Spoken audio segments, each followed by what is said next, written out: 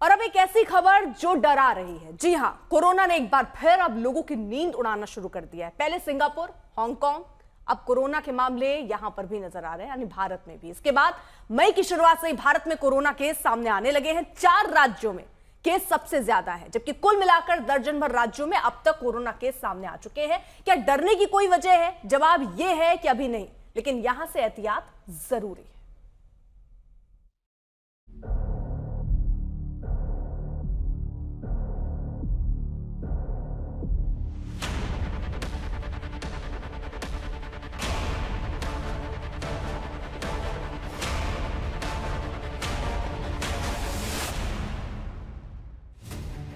देश में एक बार फिर कोरोना नई टेंशन बनकर उभर रहा है।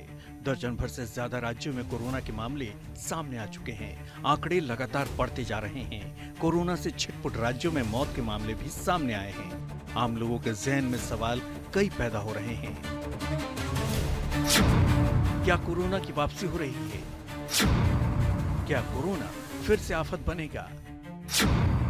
कितने खतरनाक हैं नए कोरोना वेरिएंट? पहले आपको देश भर में कोरोना के मामलों का अपडेट दे देते हैं। भारत सरकार ने कोरोना को लेकर जो अपडेट सामने रखा है, उसके मुताबिक देश भर में इस वक्त कोरोना केस की तादाद 257 है और एक मरीज की मौत हो चुकी है। सबसे ज्यादा 95 केस केरल में है, तमिलनाडु में 66 और महाराष्ट्र में 56 केस सामने आए हैं। दूसरे राज्यों से भी कोरोना के मामले आने की खबरें लगातार सामने आ रही हैं और सतर्कता बढ़ा दी गई है। अहमदाबाद में एक ही दिन में कोरोना के 20 मामले दर्ज हुए। मई में 39 केस अब तक दर्ज किए गए हैं। 2 दिनों में महाराष्ट्र में कुल 93 नए कोविड मरीज सामने आए हैं। इनमें मुंबई में 47, पुणे में 30, नवी मुंबई में 7, ठाणे महानगर पालिका क्षेत्र में 3 और नागपुर महानगर पालिका क्षेत्र में 6 मरीज शामिल हैं। मध्य प्रदेश के इंदौर में 2 पुरुषों में कोरोना की पुष्टि हुई है। दिल्ली में 23 मरीज हैं, लेकिन सभी होम आइसोलेशन में हैं। नोएडा में 1 केस सामने आ चुका है। इसी तरह आंध्र प्रदेश में 4, तेलंगाना में 1 मामला और बेंगलुरु में 9 महीने का बच्चा पॉजिटिव मिला है।